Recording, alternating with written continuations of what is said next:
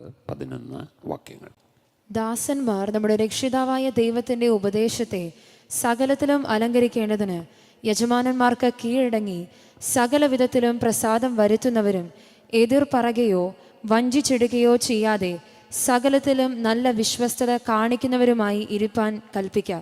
സകല മനുഷ്യർക്കും രക്ഷാകരമായ ദൈവകൃപ ഉദിച്ചുവല്ലോ. Praise God. സകല മനുഷ്യർക്കും രക്ഷാകരമായ ദൈവകൃപ ഉദിച്ചുവല്ലോ. Praise God. ആ ദൈവകൃപ അനുഭവിക്കുന്ന ജനം ഒന്ന് കരമുയർത്തി ദൈവത്തിന് സ്തോത്രം ചെയ്താട്ടെ. ഹല്ലേലൂയ. അപ്പോൾ അത് ഒരു വ്യക്തിയിലോ ഒരു കുടുംബത്തിലോ ഒരു ദേശത്തോ മാത്രം ഒതുങ്ങി നിൽക്കേണ്ടതല്ല. ഇത് സകല മനുഷ്യർക്കുമുള്ള രക്ഷയാണ്. സകല മനുഷ്യർക്കുമുള്ള രക്ഷയാണ്. Praise God. അപ്പോൾ സകല മനുഷ്യർക്കും രക്ഷാകരമായ ആ ദൈവകൃപ ഉദിച്ചെങ്കിൽ സ്തോത്രം, എല്ലാവരിലും ഇത് എത്തണമെങ്കിൽ ഞാനും നിങ്ങളും അതിൽ ഒരു പങ്ക് വഹിക്കുന്നവരാണെന്നുള്ളത് തിരിച്ചറിയണം. സ്തോത്രം. ഹല്ലേലൂയ. 11 വാക്യത്തിൽ പറഞ്ഞു, സകല മനുഷ്യർക്കും രക്ഷാകരമായ ദൈവകൃപ ഉദിച്ചുവല്ലോ.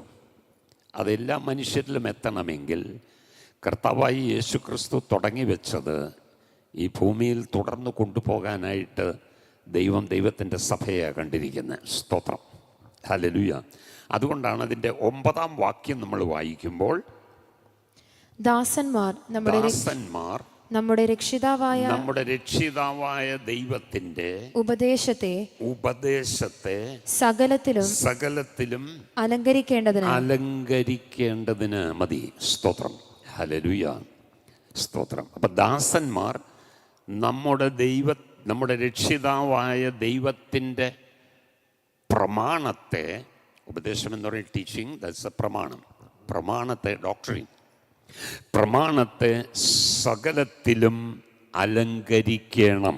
അർത്ഥം, നീ ദൈവത്തിന് ഒരലങ്കാരമായിരിക്കണം. നീ പ്രമാണത്തിന് ഒരലങ്കാരമായിരിക്കണം. നീ ദൈവത്തിന് ഒരലങ്കാരമായിരിക്കണം. ദൈവത്തിന് നീ അപമാനമാകരുത്. പ്രമാണത്തിന് നീ അലങ്കാരമായിരിക്കണം. പ്രമാണത്തിന് നീ അപമാനമാകരുത്. സ്തോത്രം. ഹല്ലേലൂയ.